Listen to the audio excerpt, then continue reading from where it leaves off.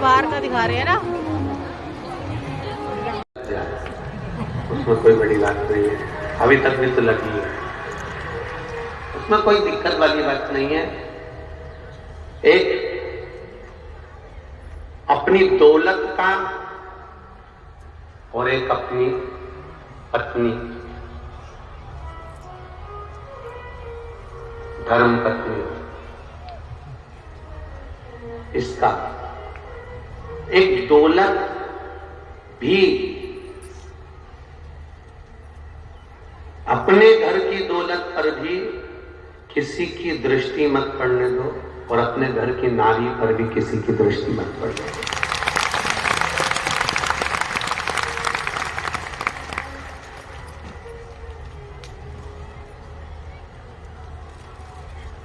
जितनी ढकी हुई रहेगी उतना आनंद में रहेगी। शहर है, नोएडा है, दिल्ली है, आप बहुत बड़े शहर में रहते हो, हम तो बहुत छोटे से सीहोर में रहते हैं। आदरणीय महाराज जी तो एक बार निकल कर गए, तब वहां रुकते हुए गए। पर आपसे इतना ही कहना चाहेंगे कि जितनी मर्यादा में रह सकते हो, आपने ये 7 दिन में शिव महापुराण की कथा में दुनिया के लोग कहते थे कि दिल्ली साइड जाओ, दिल्ली साइड जाओ, तो वहां लोग आड़े टेढ़े वस्त्र पहनते हैं, सिर पे पल्लू तक नहीं रखते हैं। पर हमने देखा 7 दिन में एक का भी सिर उघाड़ा नहीं था। मेरा तो उघाड़ा ये एक का भी सिर पे पल्लू नीचे नहीं था। ये हमें देखने को मिला कि आपकी मर्यादा, आपका कायदा, सबने ढक लिया सर का तरीका, आपका सत्संग श्रवण करने का तरीका, कहीं ना कहीं आप संस्कारवान हैं, इसलिए आप संस्कारों में डूबे हुए हैं और ये आपको सीख देता है।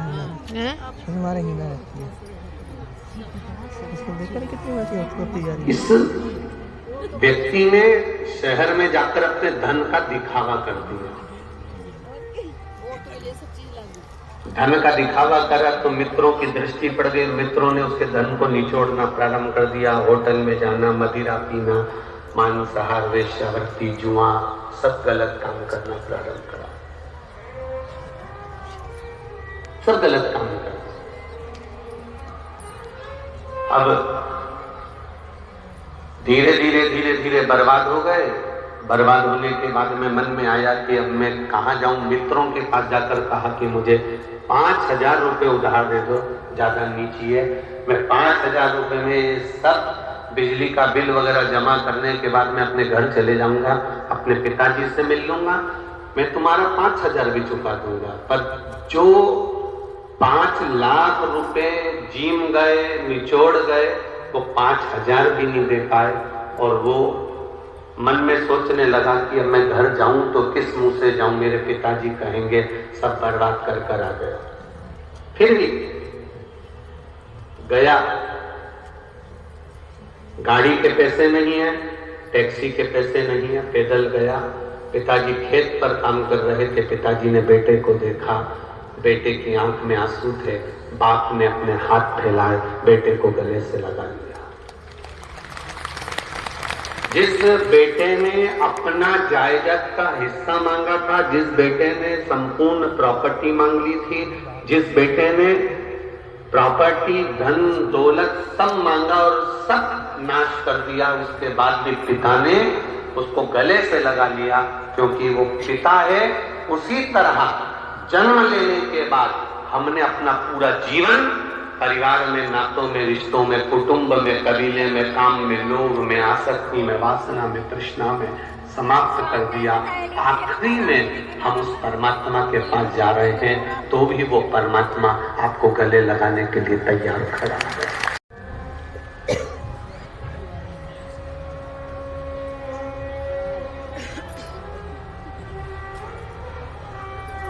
आप कितना स्मरण कर रहे हो, आप कितना कीर्तन कर रहे हो, आप कितना मंत्र जाप कर रहे हो, ये उसके हाथ में।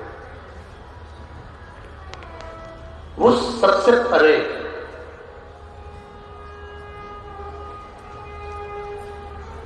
आज कथा का 7वां दिन है, विदाई का क्षण है।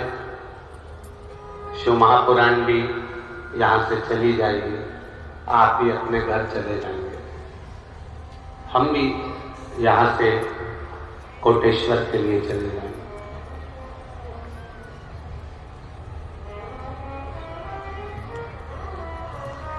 एक गीत पहले आप लोग बहुत गाया करते थे कि पहला संदेशा हमारा ससुर जी का आया, फिर कहे या डोकरा के साथ नहीं जाऊंगी। फिर दूसरा संदेशा हमारे जेठ जी का आया, तो कहा ये मुछंदर के साथ नहीं जाऊंगी। फिर आखिरी संदेशा पिया जी का आया, तो नंगे पैर दौड़ी चली जाऊंगी। ये गीत आप हमेशा गुनगुनाते रहे। शिव महापुराण की कथा कहती है, यही गीत हमारी जिंदगी में अटका हुआ है। जब आपने अगर शिव की भक्ति करी है, शिव महापुराण की कथा श्रवण करी है, एलईडी वालों एलईडी चालू करने का प्रयास करें, शीघ्र शीघ्र हो गई। पीछे की आवाज गिरा दो थोड़ी सी। यदि शिव भक्ति में डूबे हो, शंकर के भगवान के भजन में डूबे हो, मंत्र जाप, नाम जाप, कीर्तन, सेवा में डूबे हो, कहीं ना कहीं संत, साधु, गुरुजन, गौ माता, माता पिता आदि की सेवा में डूबे हुए हो, तो चिंता मत करना। आखिरी में अगर यमदूत बंदी बनाने भी आ जाए, तो कह देना हम तेरे साथ नहीं जाएंगे। चित्रगुप्त महाराज भी आए और कहे कि हमारे साथ चलना होगा, तो मना कर देना। आखिरी में अगर जाऊंगी तो कैलाश अधिपति के साथ जाऊंगी, बाकी तो किसी के साथ।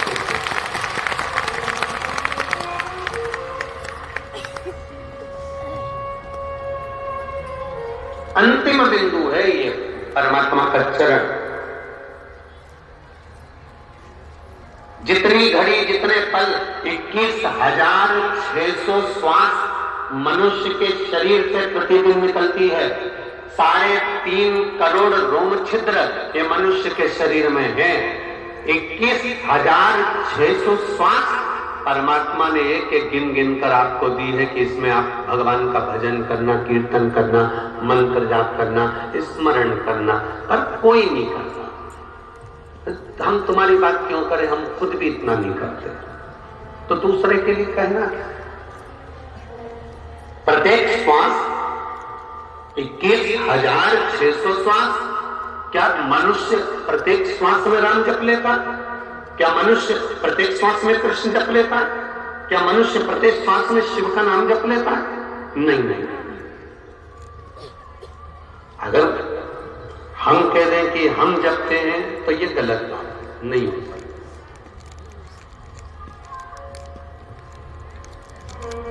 कोई नहीं सीखता। हाँ, थोड़ा जपा और उस पर सिर पर रख दो अपना मस्त रहो तेरी मस्ती में, सिर पर रख दो अपना मस्त रहो तेरी मस्ती में।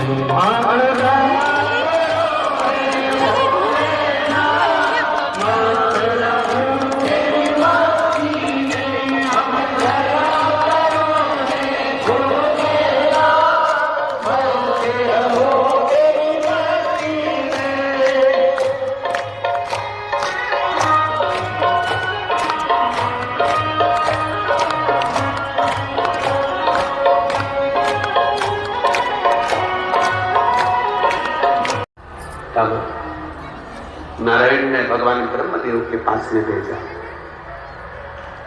और ब्रह्मा जी के पास गए। ब्रह्मा जी से जाकर प्रार्थना करी। ब्रह्मदेव से कहा कि ये तारकासुर बड़ा उपद्रव मचा रहा है, इस तारकासुर की कोई व्यवस्था करी जाए, तारकासुर की कोई व्यवस्था करी, ये बड़ा उपद्रव कर रहा। कहा ब्रह्म जी बोले कि ये काम करते हैं सब मिलकर, जिस पर परमात्मा कृपा कर देते हैं, जिस पर एक बार मेरा भगवान करुणा कर देता है, दया कर देता है, जिसका हाथ एक बार मेरा देव अधिदेव महादेव पकड़ लेता है, समझ लो फिर वो कहीं भूखता नहीं है, हर जगह से पार कर जाता है। आप कृपा करेंगे तो सब ये नहीं बढ़ रहे हैं, बाहर से बढ़ रहे हैं। आप कृपा करेंगे अपने आप सब कृपा हो, अपने आप करुणा हो। जब कोई काम बिगड़ता है, जब कोई परेशानी आती है, काम बिगड़ता है, तो हम अपनों को फोन करते हैं, रिश्तेदारों से करते हैं, नातेदारों से करते हैं, अपनों से करते हैं, अपनों से। शिव महापुराण की कथा कह रही है, पहले अपने रिश्तेदारों से जाकर कहेंगे, नातेदारों से कहेंगे, अपने कुटुंबियों से कहेंगे, परिवार वालों से कहेंगे। जब कहीं से काम नहीं होगा तब फिर ऊपर से फोर्स लगवाएंगे, वहां से भी काम नहीं होगा, तब आखिरी में किसी ब्राह्मण के यहाँ जाएंगे, वहां जाकर कहेंगे कि तकलीफ है, फिर ब्राह्मण बताएगा आप शिवालय चले जाओ या महामृत्युंजय का अनुष्ठान करा दो या शिव तत्व हो जाओ। तो क्यों ना हम संसार के लोगों के हाथ जोड़ने से अच्छा है, दुनिया वालों के हाथ जोड़ने से अच्छा है कि सीधे परमात्मा के पास के लिए क्यों नहीं जाते। हम अगर भगवान के पास जाकर बैठ जाएं, उससे अपने दिल की बात कर दें तो वो सुनेगा, निश्चित है। उस समय उससे कहें, अरे तेरा ही दिया में खाया पिया, तेरा शुक्रिया, तेरा शुक्रिया करो।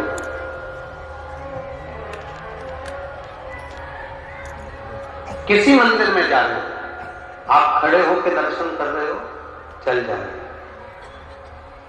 पर महादेव के मंदिर में अगर अंदर जगह नहीं है, बाहर जगह नहीं है, उसके बाहर जो सीढ़ियां हैं, दरवाजा है, द्वार है, उसके पास में भी अगर एक क्षण के लिए बैठ गए, कंकर शंकर तुम्हारे शरीर से स्पर्श हो गया तो समझ लो कि तुम्हारा काम हो गया।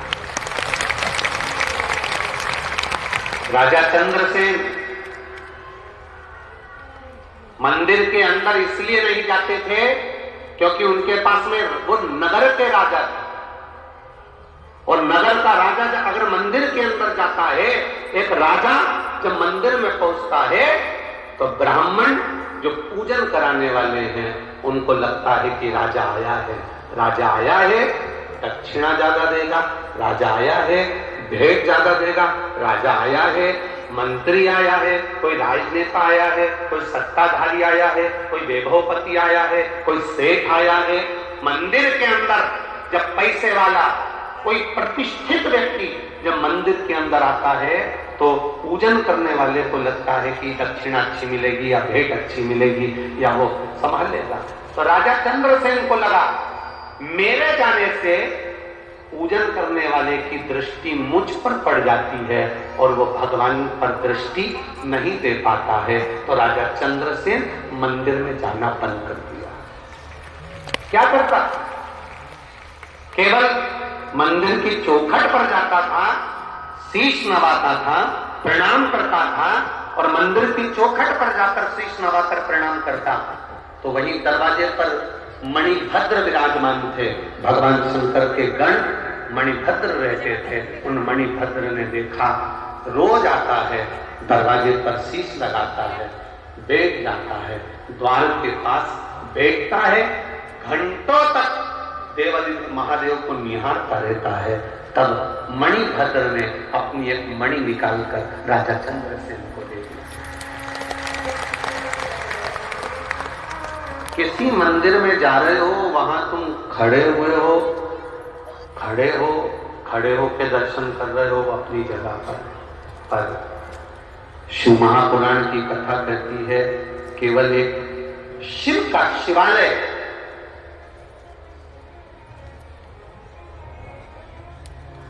कौन? कई लोग कहते हैं गुरुजी जगह नहीं है, और आप कहते हो कि जब मंत्र का जाप करो या श्री शिवाय नमस्तुभ्यम बोलो तो बैठ कर बोलो। क्यों? हमें क्या पड़ी? हम तुमसे ये नहीं कहते कि अपनी अपनी जगह पर खड़े होकर मंत्र का जाप करो, सब लोग प्रार्थना करते खड़े होकर, तुम भी करो। बैठने का क्यों कहते हैं कि एक क्षण बैठ जाओ? क्यों कहते हैं बार बार बैठने का? उसका एक कारण, ये पोहा बनाकर गर्म पानी के भगोने के ऊपर रख देते हैं, जिससे पोहा गर्म बना रहे। उसी तरह जिस जगह पर आप कथा सुन रहे हो, मंदिर है, देवालय है, शिवालय है, वहां बैठते हो तो वहां की जो ऊर्जा है आपके शरीर में प्रवेश कर जाती है, और आप जब घर जाते हो जैसे हो गरम की गरम ही बने रहते हो, ताजे की ताजे ही बने रहते हो।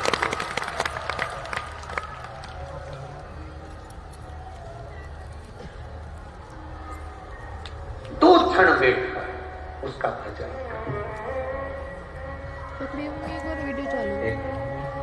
पोते की गोद में दादा बैठता है।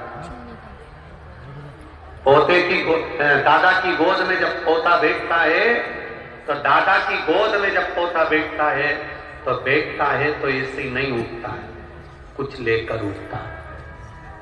हमारी गांव की माताएं, जो हरियाणा पंजाब साइड की माताएं, वो एक बात कहती हैं, गोबर गिरता है तो धूल लेकर उठता है। गाय का जब गोबर गिरेगा तो वो धूल मिट्टी लेकर उठेगा।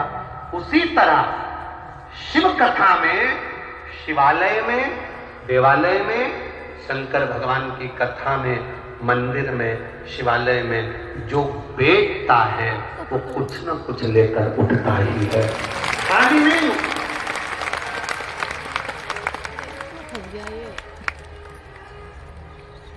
वो कुछ न कुछ लेकर उठेगा, ये निश्चित है।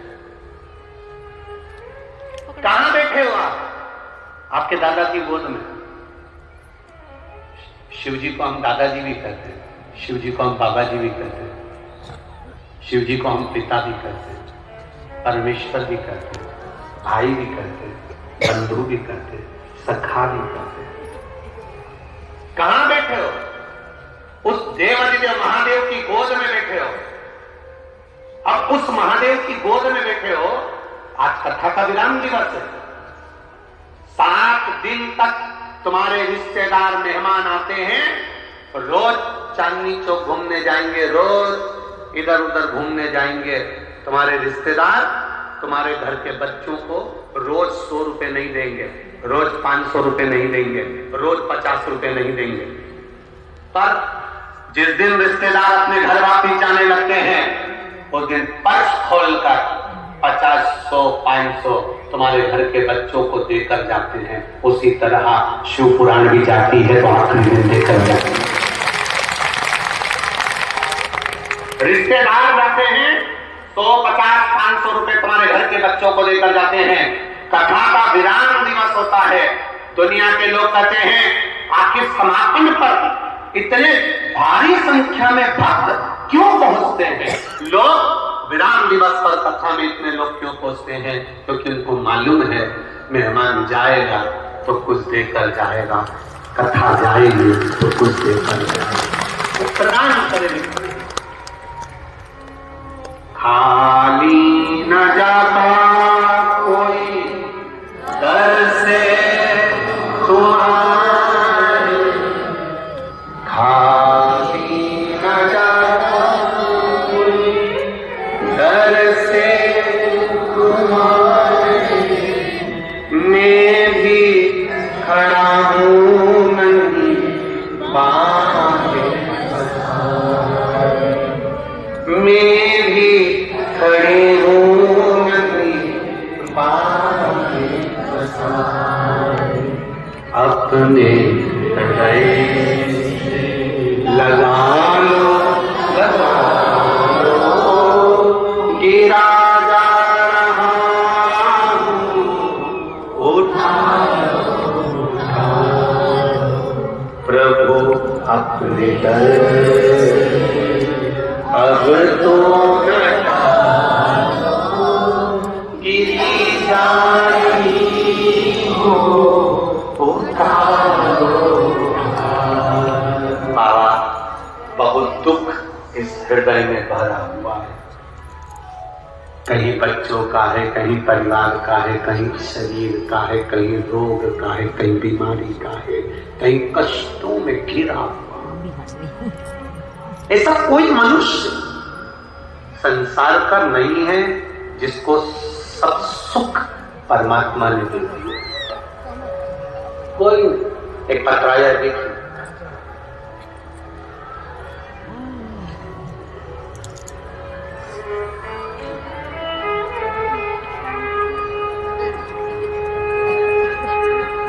अब वहाँ की एलईडी बंद हो गई बीच की।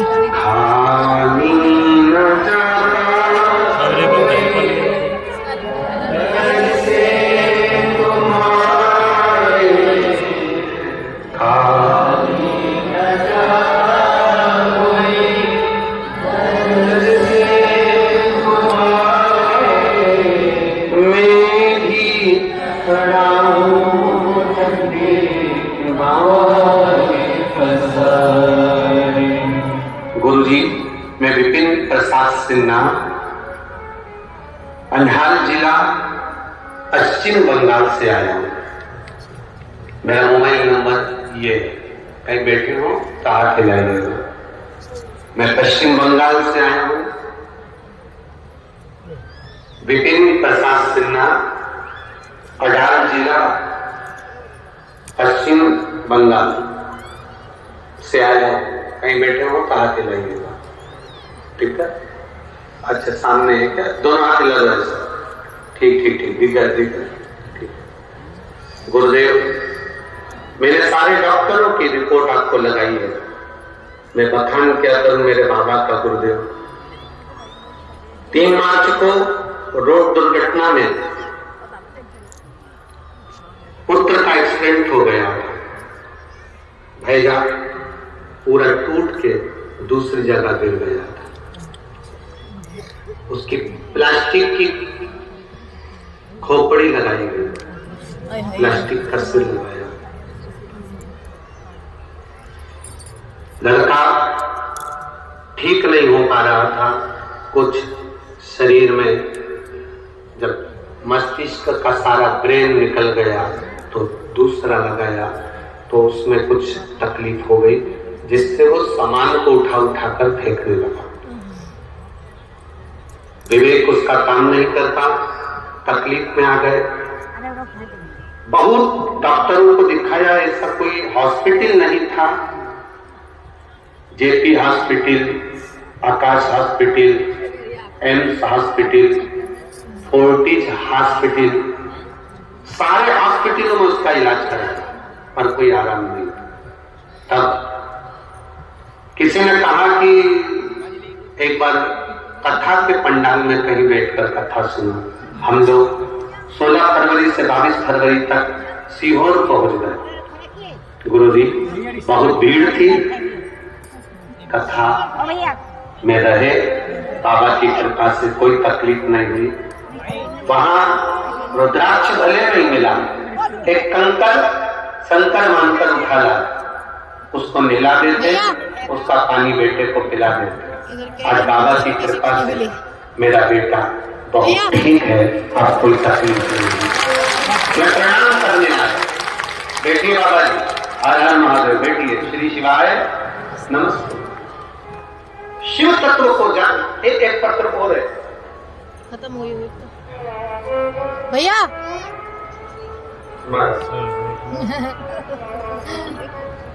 तेरी कृपा बिना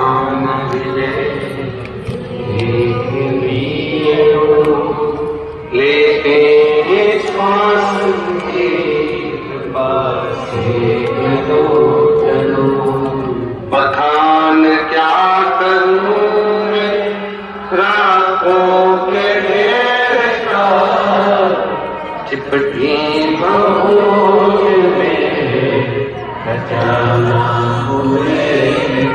मैं अजय वर्मा शाहदरा दिल्ली से हूँ। मेरा मोबाइल नंबर ये है, कहीं अजय वर्मा जी बैठे हो तो हाथ हिलाइए।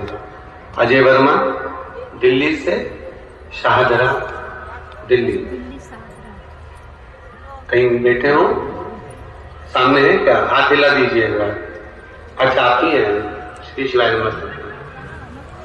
दिल्ली से हूँ गुरुजी, भोले बाबा की कृपा का मैं क्या बखान करूं। उनकी कृपा कब और किस पर किस रूप में हो जाती है मुझे नहीं मालूम।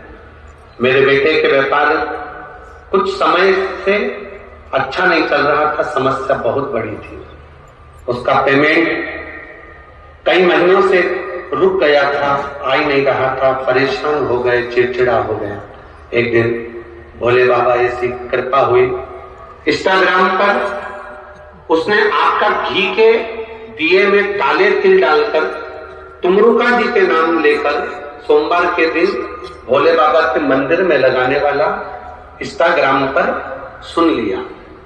बाबा के मंदिर में दीपक जलाने वाला उपाय जब सुना, परंतु उसने ये उपाय सोमवार की रात को सुना और भोले बाबा पर अपना सब कुछ, उसने केवल एक छोटी सी क्लिप इंस्टाग्राम पर सुनी थी आपकी, और सुनकर उसने सब भोलेनाथ जी पर छोड़ दिया। और बाबा को छोड़कर दूसरे दिन उसने, क्योंकि मंगलवार का दिन था, वो बाबा को दिया लगाया। और गुरुदेव शायद दुनिया का पहला ऐसा पर्चा होगा, पत्र होगा जो आपके पास आया। आप कहते हो 3 महीने में बाबा देता है। उसने क्लिप सुनी, रात निकाली, दूसरे दिन बाबा को दिया लगाया, बुधवार के दिन उसका पूरा पेमेंट आ गया। और शिव जी ने समझा। गुरुदेव, मैं गायत्री चौहान मंडावली दिल्ली की निवासी हूँ। कहीं बैठ, अच्छा इधर है क्या? मैं से हाथ हिला दो, दिख गए। मंडावली दिल्ली की निवासी हूँ। बाबा बखान क्या करूं। अगस्त 2022 में सीहोर गई थी, वहां से मैंने कंकर शंकर लेकर एक रुद्राक्ष लेकर आए। गुरुजी, मेरे पापा की किडनी में दिक्कत थी और मेरे चाचा की लीवर में ज्यादा दिक्कत थी। गुरुजी, मेरे चाचा अस्पताल में भर्ती हुए, लीवर में से पस निकलने लगा। जब पस निकलने लगा तो डॉक्टर ने कहा इनका ऑपरेट कर पस निकालना पड़ेगा। मेरे चाचा घबरा गए और शरीर से भी कमजोर थे। वो परिवार वालों से बोले कि मेरे शरीर में से, लीवर में से पस मत निकलवाओ, मुझे घर ले चलो। दूसरे मरीजों की स्थिति देखकर, जिनके लीवर और किडनी में तकलीफ थी, उनकी स्थिति देखकर मेरे चाचा रोने लगे और वापिस हॉस्पिटल से घर आ गए। हॉस्पिटल से घर आ गए, उन्होंने पस नहीं निकलवाए, रोते थे, पड़े रहते थे। हमने जो रुद्राक्ष लाए थे, कंकर लाए थे, वो रुद्राक्ष पानी में गलाकर शिव जी को चढ़ाकर एक बेलपत्री चाचा को खिलाना प्रारंभ करा। दूसरी बार उसी हॉस्पिटल में वापिस उनका पस निकलवाने के लिए लेकर गए। जब जांच प्रारंभ हुई तो डॉक्टर ने कह दिया इनका लीवर ठीक हो गया है, शरीर में पस नहीं है। अब ठीक है वो। हर हर महादेव। बैठिए। श्री शिवाय नमस्ते। खाली न जाता कोई दर से तुम्हारे, खाली न जाता कोई दर से तुम्हारे, मैं ही खड़ी हूँ नंगे बाएं बरसाए, अपने हृदय से लगा लो, गिरा जा रहा हूँ, उठा लो। आप शिव मंदिर में जा रहे हैं, शिवालय में जा रहे हैं, एक लोटा जल चढ़ा रहे हैं, एक बेलपत्री चढ़ा रहे हैं, उस बेलपत्री का सेवन कर रहे हैं या चढ़ा हुआ जल ग्रहण कर रहे हैं, ये इसमें आपका भरोसा दृढ़ होना चाहिए, विश्वास पक्का। जैसे उस बच्चे ने, वो वर्मा जी के बेटे ने केवल एक क्लिप इंस्टाग्राम पर मारकर आई, सुनी, मन बना लिया कि आप इतना कर्जा अगर बढ़ रहा है, तकलीफ बढ़ रही है तो ये दिया ना। विश्वास जागा। जब भरोसा जागता है तभी महादेव मिल पाता है, बिना भरोसे के महादेव नहीं मिलता। बहुत कठिन है।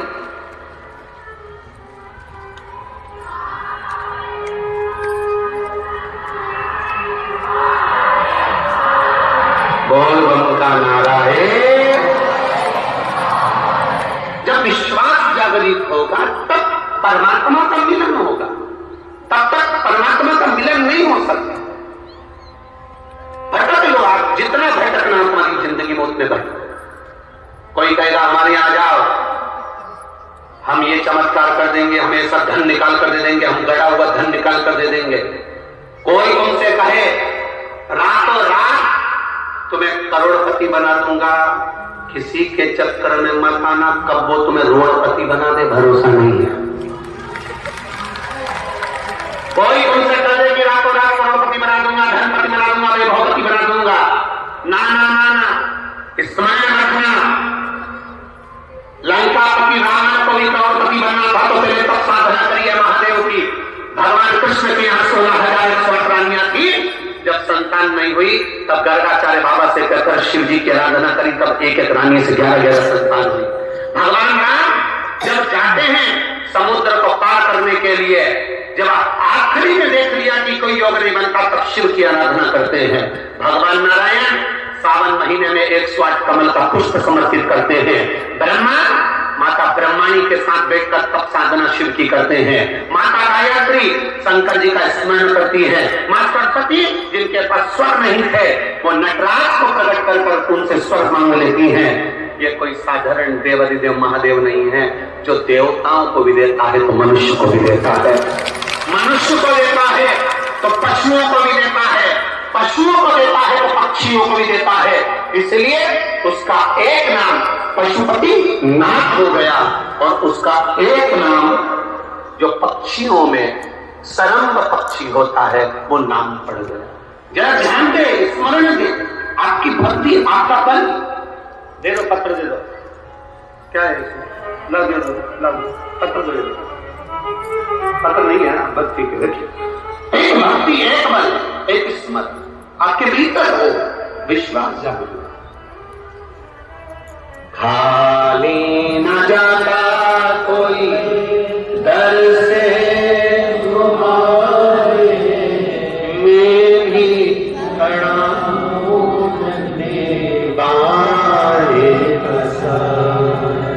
अपने हृदय लगा लो, गिरा जाना उठा लो। कोई कहे रात रात में तुमको मैं करोड़पति बना दूं, कोई कहे मेरे पास में ऐसी विद्या है मैं यूं फेंक दूंगा गड़ा हुआ धन निकल जाएगा, मैं ऐसा कर दूंगा तुमको सारे दुखों से तुम्हें दूर कर दूंगा। दुनिया में कोई नहीं जिसकी किस्मत में जो लिख कर भेजा है वो उसको भोगना है। केवल देव अधिदेव महादेव मेरे राम मेरे कृष्ण मेरे शिव जिनका हम भजन करते हैं वो हमारे दुख को मिटा सकते हैं, हमारे कष्ट को मिटा सकते हैं। किसी की सामर्थ्य दुख नहीं आने दूंगा। समझ जाना पक्का झूठेला जो कह रहा है कि तुम्हारे पास दुख नहीं आया। भगवान कृष्ण कहां जन्म लिए थे? बोलो जन्म के बोलो। अरे दुनिया के दुख हरने वाले को आधी रात में आना पड़ा, दुनिया के बंधन खोलने वाले को कारागार में। जरा विचार करिए, जो दुनिया के बंधन काटता है मृत्यु लोक में जन्म लेता है तो वो भी कारागार में आता है। जो दुनिया को उजाला खिलाता है वो भी आधी रात को आता है। जरा विचार करना, पृथ्वी पर जन्म लिया है, मृत्यु लोक में जन्म लिया है, कोई तुमसे कह दे कि मैं तुम्हारा दुख काट दूंगा, ना ना, किसी के चक्कर में मत आना। कोई तुमसे कहे ये विद्या कर लो, वो विद्या कर लो, ऐसा कर लो, वैसा कर लो, ये दोष लग गया, वो दोष लग गया, ना ना। सबसे बड़ा दोष होता है अपने पूर्व के कर्म का दोष। जो हमने पूर्व में करा है उसको हमें इस मनुष्य के शरीर में भोगना पड़ेगा, चाहे आप हो चाहे सीवर वाला महाराज हो, भोगना सबको है। कोई ऐसा नहीं जिसको नहीं भोगना पड़ेगा, भोगना पड़ेगा। पृथ्वी पर आए हो तो भोगो। भगवान कृष्ण भी पृथ्वी पर आए, उनको भी जाना पड़ा, ब्रज छोड़ना पड़ा, मथुरा छोड़ना पड़ा, द्वारका जाना पड़ा। राम जी आए, उनको भी बन जाना पड़ा, जगह जगह ढूंढना पड़ा। कर्म का भोग है, हमें भोगना है, वो कोई नहीं निपटा सकता। हाँ, केवल एक काम हो सकता है, लिखने वाला देव होता है जिसने तुम्हारा भाग्य लिख दिया, भाग्य को बदलने वाला महादेव होता है तो बदल लिखा उसने, लिख दिया, लिखने वाले ने लिख दिया कि तेरी किस्मत में ये दुख है, आन दो, दुख आएगा, तकलीफ आएगी, बीमारी आएगी, कष्ट आएगा, रोग आएगा, सब कुछ होगा, पर तुम्हारा विश्वास शंकर जी के प्रति होना चाहिए कि आज आने वाला तो आएगा, शरीर है, सब कुछ होगा, तो फिर क्या करना पड़ेगा? कुछ नहीं, इसको आन दो। अपनी घर की दीवार इतनी मजबूत बनाओ कि पड़ोसी कील भी ठोके तो धम्म की आवाज ही नहीं आए। नहीं तो कई बार पड़ोसी उधर से ठोकता है और अपने घर में आवाज आती है। बोलो री दीदी, सही है कि गलत है? पड़ोसी दीवार ठोकता है, आवाज अपने घर में आती है। किसी ने ईंट की दीवार ही नहीं बनाई, उसने ईंट नहीं लगाई, उसने गाना ही नहीं लगाया, उसने क्या करा? डायरेक्ट 4 सरिये लगाए, इधर से प्लेट, सीमेंट और कंक्रीट का घोल घोल के उसमें डालता गया। ईंट नहीं रखी, ईंट रखता तो आवाज आती। अब कंक्रीट की दीवार बना दी, सीमेंट की दीवार बना दी, उसमें कोई ईंट नहीं, केवल लोहा, पत्थर और सीमेंट, रेत। ऐसी मजबूत दीवार बनी कि अब वो ऊपर से ठोके तो उसकी कील टेढ़ी हो जाए, पर वो दीवार के अंदर नहीं जाए। शंकर जी की कथा बस वही कंक्रीट की दीवार है जो ठुके भी तुम पता नहीं। अब कई लोग कहते हैं उसने हमारा बुरा कर दिया, उसने ये कर दिया, उसने टोना मार दिया, उसके भूत लग गए, उसके परीत लग गए, उससे ऐसा हो गया। ना, किसी की सामर्थ्यता नहीं है कि कोई तुम्हारा बुरा कर दे। अगर बुरा करते होते तो सबसे पहले बिरला और अंबानी का करते, क्योंकि उनके पास बहुत माल है। कौन किसका बुरा करता? किसी के पास फुर्सत नहीं। आज के जमाने में जो फालतू है वही किसी के बुरा करने में लगा हुआ है, और बुरा करने में लगा है तो उसका खुद बुरा हो रहा है, दूसरे का बुरा नहीं करता है।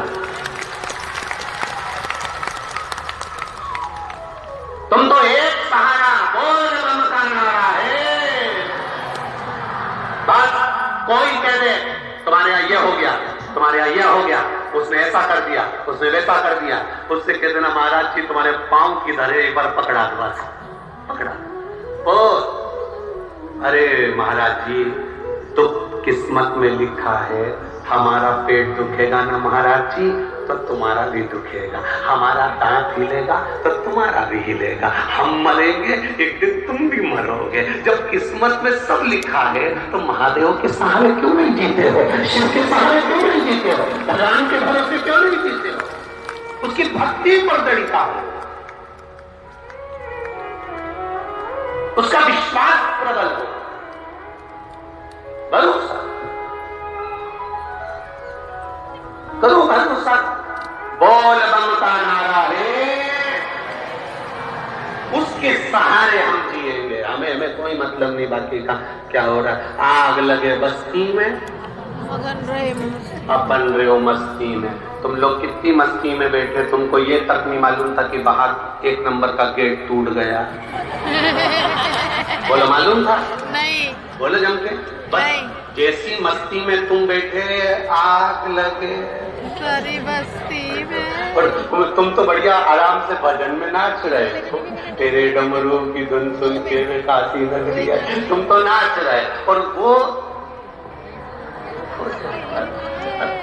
तुम देखो मस्ती का असर, वो बाहर कुछ भी हो रहा हो, तुम्हारे को कोई फर्क पड़ा नहीं। तुम तो बढ़िया सिर्फ पल्लू वल्लू में बैठा, और जरा सा, और पानी वाले तुम्हें पानी दे रहा है, फ्रूटी वाले फ्रूटी दे रहा है, बिस्कुट वाले बिस्कुट दे रहे, कॉफी वाले कॉफी दे रहे, संतरा वाला संतरा, केला वाला केला, ड्राई फ्रूट वाला ड्राई फ्रूट। तुम आराम से बैठ रहे, आराम से खा रहे, बाकी के लोग उधर कचौड़ी करे, अपने कोई फर्क नहीं। बस ऐसा कैसा ही तुम्हें अपने घर में रहना। सास क्या कह रही है उससे मतलब नहीं, बहू क्या कह रही है उससे मतलब नहीं, पति ने क्या कह दिया, बेटे ने क्या कह दिया, जरा सी देर के लिए मुंह फुला के बैठ गए, फिर थोड़ी देर में गुस्सा आ गया, थोड़ी देर में चिल्ला तोड़ करने लगे, थोड़ी देर में मन अपसेट कर लिया, मूड अपसेट कर लिया। ना ना ना ना, कोई मूड अपसेट नहीं। आज से नियम लेकर जाती हूँ, कहने वाला कहता रहे, अपन शंकर का भजन करते रहे। कहे तो बहू कुछ कह दी, भगोने जैसा मुंह लेके बैठ गई। सास ने कुछ कह दिया, भगोने जैसा मुंह लेकर बैठ गया। उसने कुछ कह दिया, भगोने जैसा मुंह लेकर बैठ गया। जरा सी बात में किसी के कहने पे तुम अपना मूड क्यों अपसेट करते हो? क्यों अपसेट करते? वो जितना बोले, बहू जितना आड़ा तेरा बोले, तुम उतना जोरदार आंखों में सुरमा लगा। साथ जितना तुमको टॉर्चर करे, तुम उतनी खजूर वाली चोटी बना। और इतनी जोरदार तैयार मैया होके तो सास जी के बताओ, इसको इतनी गाली बकरी, इसके बाद इसको कोई असर नहीं है, तो उसको भी कह देना आग लगे बस्ती में।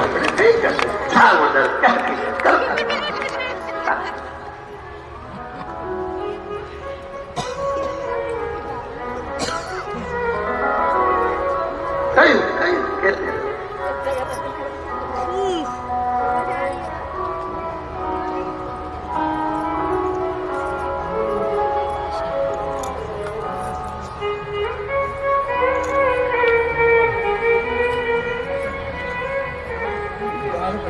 शिव की शरण में आजा, बाबा की शरण में एक बार आजा, शिव की शरण में एक बार आजा, शिव की शरण में, शिव की शरण में आजा,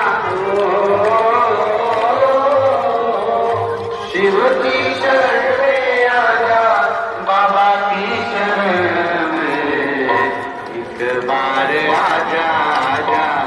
भोले की शरण में, एक बार आजा आजा भोले की शरण में।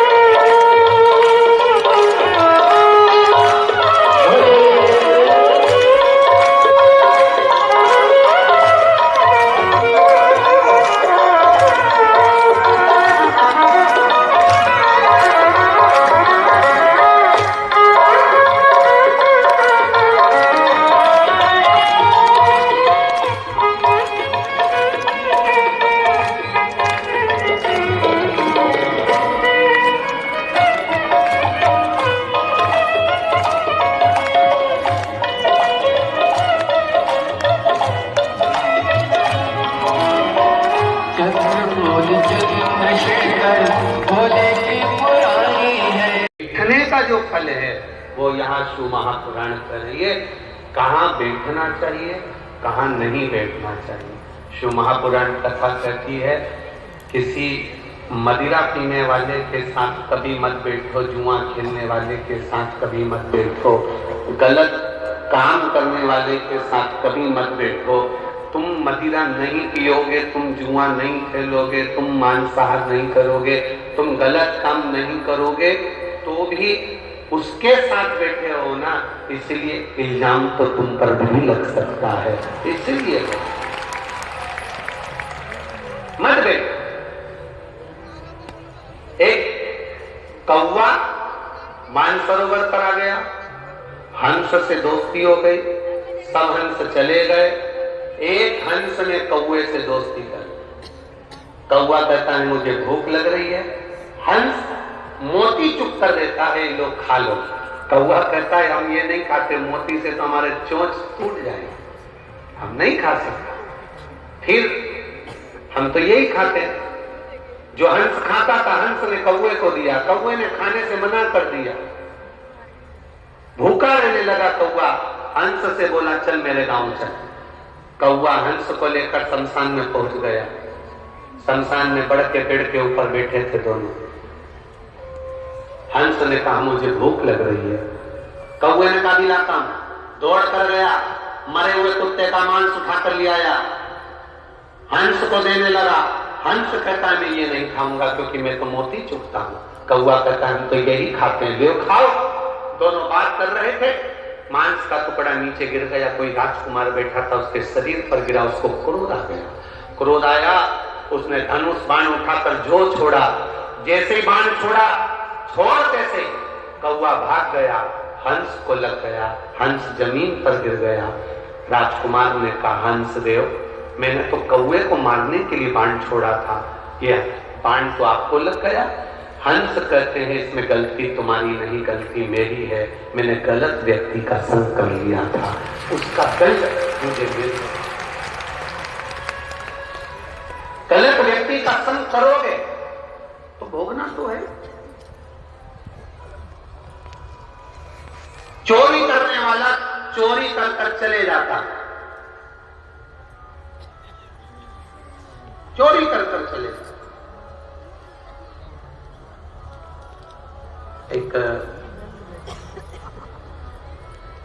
आपको बहुत अच्छी खबर सुनाना। परसों की बात, परसों तो हम आए थे। दरवाजे पे खड़े होके कुछ बेटा बेटियों ने पत्र भेजा ऊपर कक्ष में।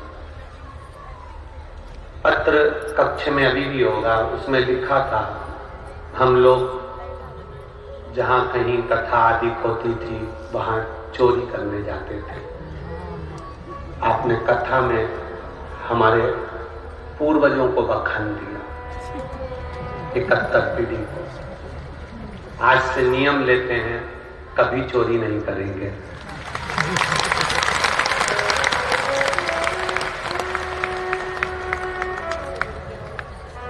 जो हमने चोरी करी है, हम उसकी एक गाड़ी भरकर पानी की बोतल लेकर आए हैं। हम चोर की अगर बोतल पानी की बाबा स्वीकार लें तो हम दे दें।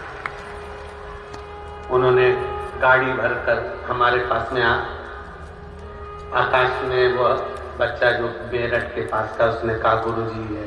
हमने कहा, उनको बोलो तुम पानी बंटवा, जो हो गया पछतावे से सुंदर, प्रायश्चित से सुंदर, और भगवान के सामने एक बार कह देने से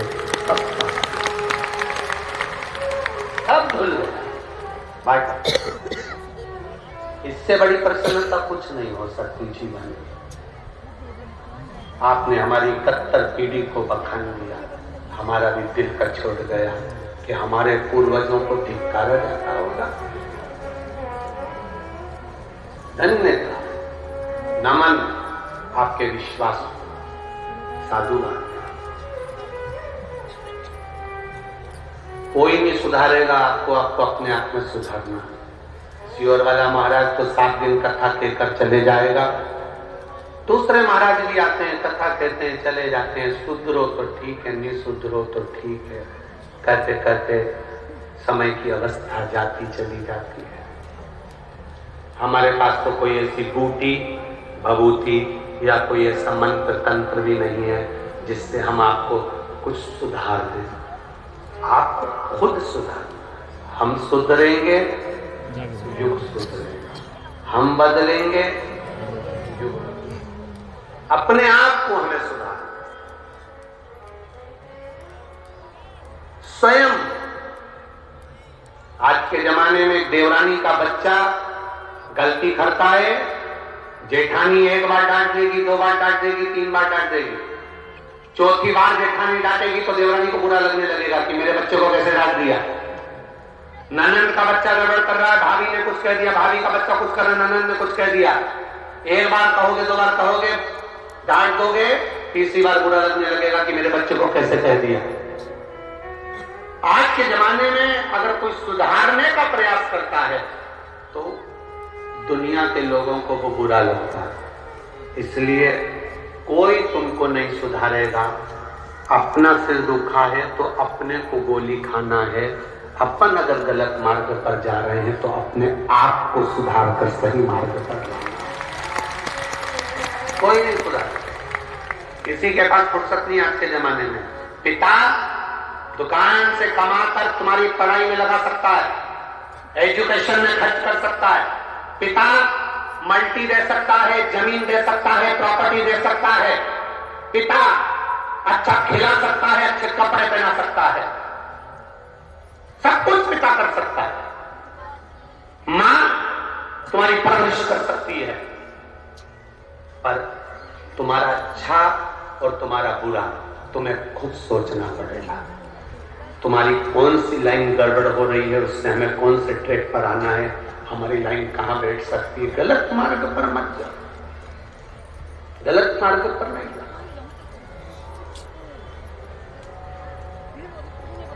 गलत मार्ग पर जाते हैं तब कहीं हमारा आज के जमाने में जो पढ़ाई है, विद्या है, वो लोग पढ़ा जरूर रहे हैं पर उसमें हमारी सांस्कृतिक सभ्यताओं को, संस्कारों को नहीं दर्शाया जा रहा, इसलिए लोग मार्ग से विभाजित हो रहे हैं, भटक कर। और ढेर सारी जगह जगह पर चले जाओ, कौन पूछता। शिव कथा कर रहे, बैठो कहां पर? मदिरा पीने वाले के साथ में बैठोगे तुम, लगेगा लांछन तुम पर, एक ना एक दिन लगेगा। वो पीने वाला तो चले जाएगा, पकड़ा तू जाएगा। चोरी करने वालों के साथ बैठोगे, चोरी करने वाला चला जाएगा, पकड़ा तू जाएगा। बुरा काम करने वाला कभी रुकता नहीं, वो भाग जाता है। अच्छा बहुत दिनों तक जेल में, थाने में पड़ा रहता है। उसको सिद्ध करने में समय लग जाता है कि मैं था ही नहीं। कौन सा, कौन सा, कहां बैठना है? हम किस जगह पर बैठे, हम किस जगह विराजमान हुए, कभी सोचिएगा। क्यों कहते हैं पीपल के पेड़ के नीचे बैठो, बेलपत्री के पेड़ के नीचे बैठो, माता पिता के चरणों में बैठो, गुरुजन के चरणों में बैठो, तीर्थ में बैठो, पवित्र नदियों के तट पर बैठो, जहां किसी संत साधु ने तप करा हो वहां बैठो। क्यों कहा जाता है? कभी किसी ने ये थोड़ी ना कहा तुमसे कि किसी गटर के किनारे बैठो,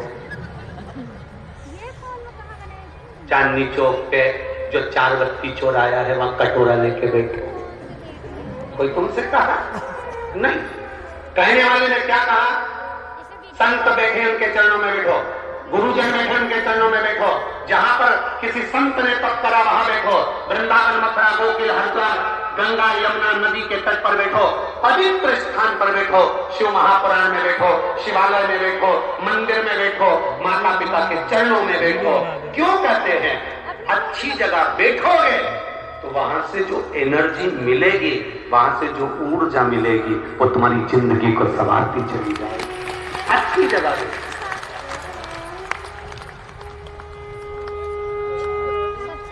कीमत होना चाहिए हर चीज की।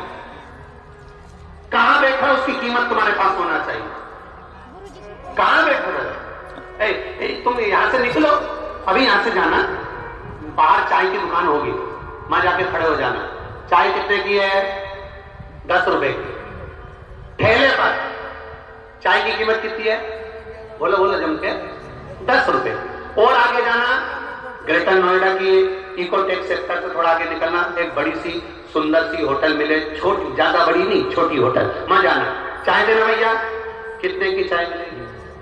100 रुपए, कम से कम 20 रुपए। और आगे जाना, वीआईपी होटल में पहुंचना, चाय देना 50 रुपए की। और वीआईपी होटल में जाना, और वीआईपी होटल में 5 स्टार 7 स्टार 150 रुपए की। क्या चाय? जो चाय की पत्ती इसने डाली, वही चाय की पत्ती उसने डाली। जो दूध उसने डाला, वही उसने डाला। जो इलायची इसने डाली, वही उसने डाली। जो अदरक इसने डाली, वही अदरक उसने डाली। क्यों? चाय 10 रुपए की थी, वहां 200 की हो गई, 150 की हो गई। ये चाय की कीमत नहीं है, ये जगह पे बैठने की कीमत है कि कहां बैठे। जब तक मनुष्य शिव महापुराण में नहीं बैठता, जब तक मनुष्य शंकर के शिवालय में नहीं बैठता, जब तक मनुष्य किसी भगवान के धाम में नहीं बैठता, उसकी कीमत भी 10 रुपए की चाय के बराबर रहती है। जब वो एक बार शिव पुराण में जाकर बैठ जाता है तो 7 स्टार की कीमत हो जाती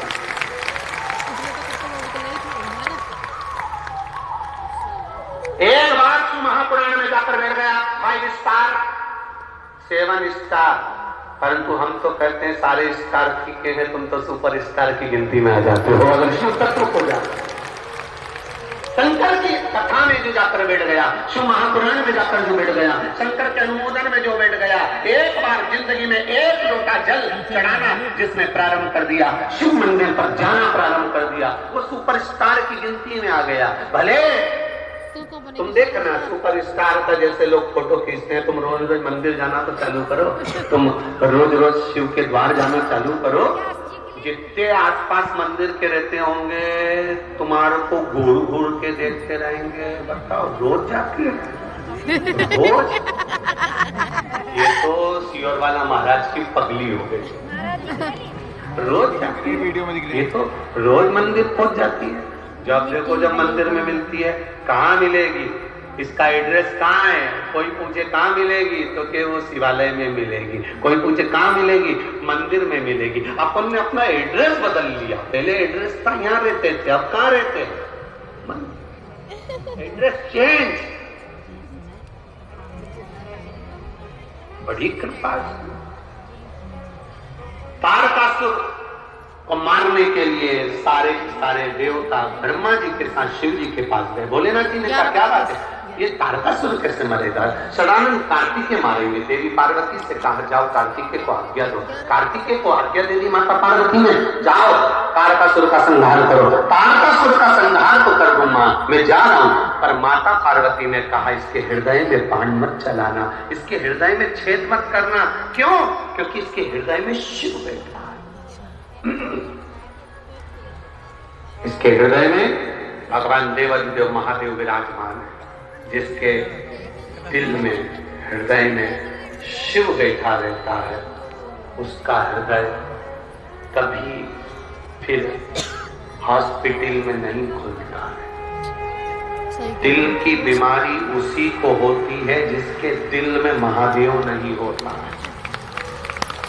समझना जब, दिल की बीमारी उसी को होती है जिसके दिल में महादेव नहीं होता। जिसके दिल में महादेव होता है उसे बीमारी दिल की होती है। पत्र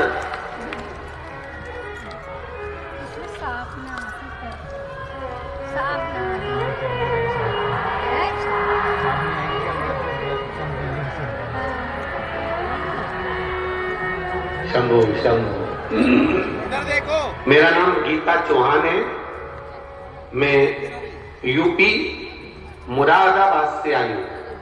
कहीं बैठी हूँ गीता जी चौहान, यूपी मुरादाबाद से आई हूँ। कहीं बैठी हूँ तो हाथ हिलाइए, कहीं बैठी हूँ तो उसने दोनों हाथ इस तरह से हिलाए। दिख गई क्या? हाँ ठीक है, दिख गए दिख गए। हाँ एक बार ऐसे हिला दीजिए। हाँ ठीक है। श्री शिवाय नमस्ते। मेरा नाम गीता चौहान है, मैं यूपी मुरादाबाद से आई हूँ। शिव जी का मैं क्या वर्णन करूं गुरु जी। मेरी बेटी जो 10 साल की थी तब उसके चेहरे व गर्दन पर सफेद दाग हो गया। गुरु जी चेहरे पर भी सफेद दाग आ गया और गर्दन पर लेफ्ट में भी पूरा सफेद दाग आ गया। मैंने काफी दवाई कराई लेकिन दाग सही नहीं हो पा रहा।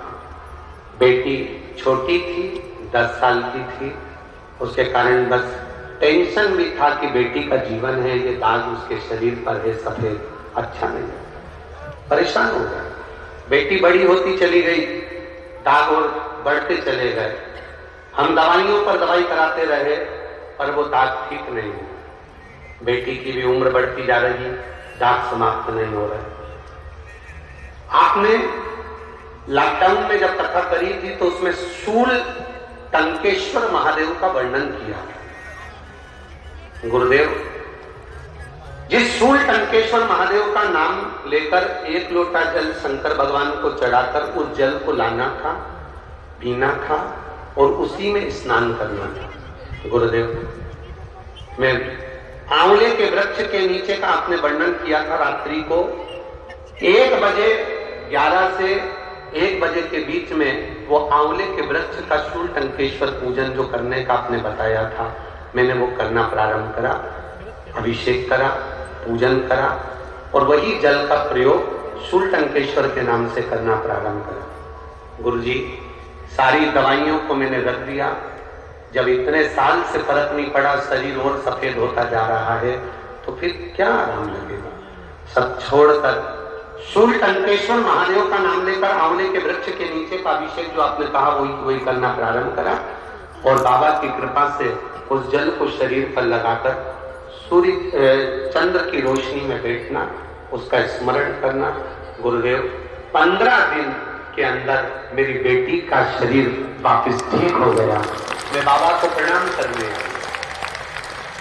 अब ठीक है माता जी, दोनों हाथ हिला दो एक बार। हर हर, बधाई आपको बहुत बहुत। बैठिए। हर हर। अब मेरे बेटी का शरीर पूरा ठीक हो गया।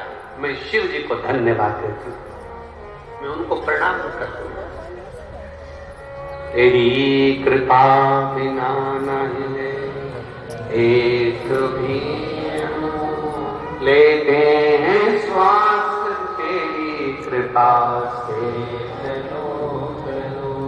बखान क्या राखों के ढेर सा, चपटी बबूत में खजाना कुबेर, हे गंगाधार मुक्तिवार ओंकार तू, भोले ओंकार तू, आयो शरण तिहारी शंभु शिव कथा। आपने शूलटंकेश्वर का हमने इस कथा में भी शूलटंकेश्वर भगवान का वर्णन किया है स्मरण किसी को? कथा के पहले दिन और दूसरे दिन शूलटंकेश्वर का वर्णन करते हुए कथा में विस्तार से वर्णन किया है। उनके जल का महत्व और शमी के फूल का महत्व इस कथा में बड़ा विशेष का। जो 24 तारीख से कथा आएगी 2 बजे टीवी पर आपका चैनल पर, वो पंचपुष्प बड़े ध्यान से सुनना आपको और प्रयास करेंगे। जो पुष्प शिव जी को चढ़ता है और नहीं चढ़ता उसका फोटो भी आपको प्रयास करेंगे। अगर उस गांव में मिल गया तो हम आपको दिखाने का प्रयास कथा के माध्यम से आस्था चलेंगे, प्रयास करेंगे।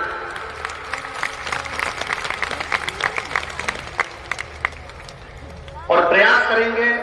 कई माताएं बड़ी उलझन में रहती हैं पशुपति व्रत के, कि पशुपति व्रत में शिव जी की पूजन में सुबह कौन सा सामान ले जाना चाहिए और शाम को कौन सा ले जाना चाहिए। तो वो पंच पुष्प कथा में हम पूजा की थाली में क्या क्या सामान आप शिव जी के पशुपति व्रत में ले जाते हैं। नीचे भी देख के चल लो।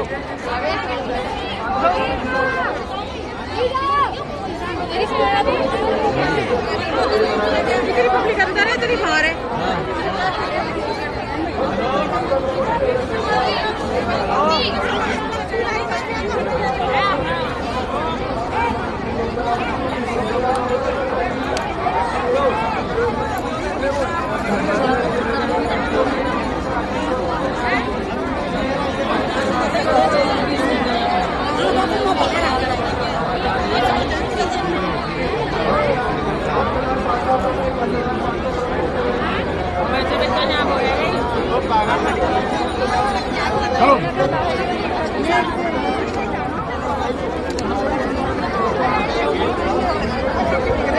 चलो ना। हाँ हाँ चलो।